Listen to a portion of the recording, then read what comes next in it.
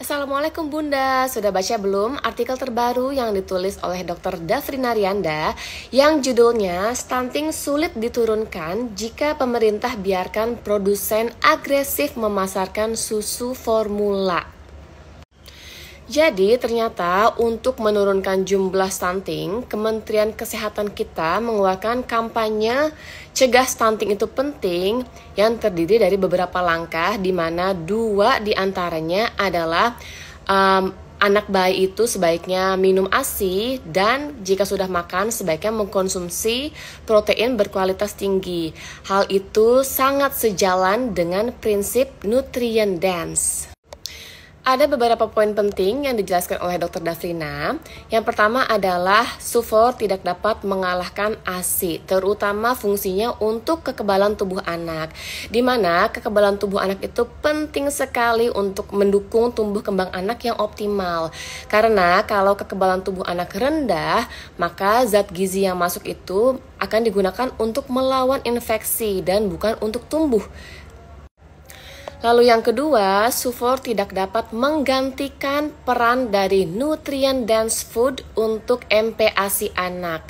Jadi bagaimanapun, anak yang sudah mulai MPASI itu harus mengkonsumsi nutrient dense food atau makanan padat nutrisi seperti daging-dagingan, telur, ayam, ikan, hati, otak sapi, lidah sapi, lemak-lemak berkualitas tinggi, dan lain-lain. Karena nutrient dense food itu jelas-jelas mengandung asam amino esensial, asam lemak esensial, vitamin, dan mineral yang sangat lengkap untuk mendukung tumbuh kembang anak yang optimal. Namun sayangnya, terkadang orang tua itu memberikan sufor jika anak tidak mau makan. Nah, hal tersebut tentu akan memberikan dampak yang tidak baik untuk tumbuh kembang anak. Selain itu, Dr. Dafrina juga menjelaskan tentang kandungan gula pada sufor yang sangat mengkhawatirkan. Jujur, aku seneng banget akhirnya ada nakes yang berbicara tentang kandungan gula pada sufor. Sebenarnya kita sudah mendiskusikan hal ini beberapa tahun lalu dan itu sudah saya rangkum di HL saya yang berjudul sufor. Akan tetapi mari kita ulang karena hal ini penting sekali untuk dibahas kembali. Ada sebuah studi yang bagus banget berjudul Sugar Content and Nutrient Content Claims of Growing Up Milks in Indonesia. Studi ini menjelaskan kalau memang growing up milk, yaitu susu yang ditujukan untuk anak 12 bulan ke atas itu mengandung kandungan gula yang sangat tinggi banget dan ini terutama di Indonesia.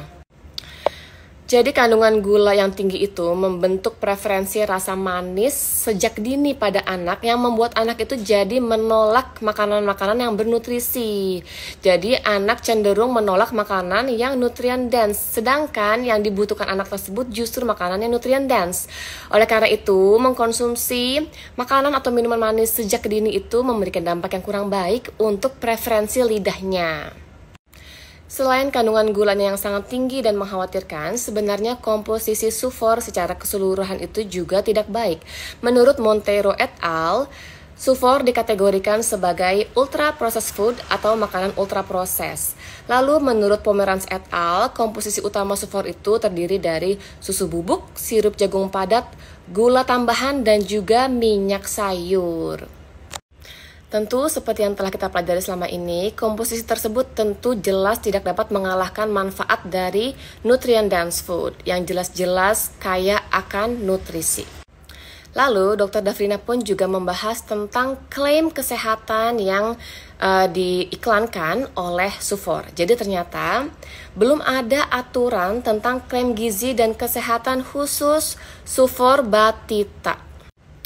Dan ternyata tentang klaim kesehatan ini dijelaskan pula di studi yang berjudul Sugar Content and Nutrient Content Claims of Growing Up Milk in Indonesia.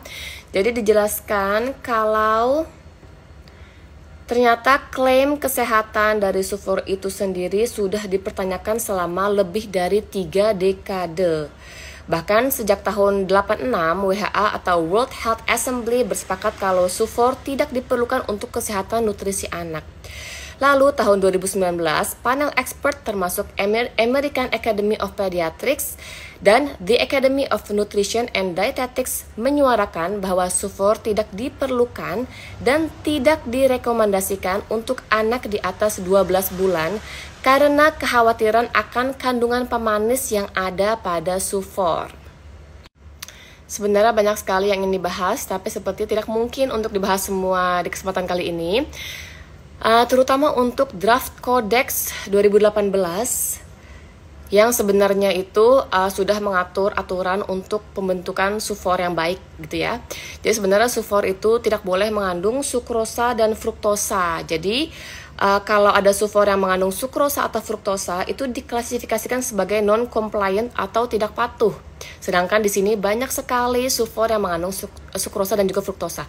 Dan banyak sekali aturan dari Draft Codex 2018 yang tidak dipatuhi oleh produsen sufor di Indonesia. Mungkin tentang kodeks ini akan kita bahas di lain waktu agar kita semua dapat mengerti lebih dalam. Oke, untuk kali ini pesan saya singkat aja. Kita sebaiknya fokus untuk memberikan anak kita makanan yang memang jelas-jelas padat nutrisi agar mendukung tumbuh kembangnya.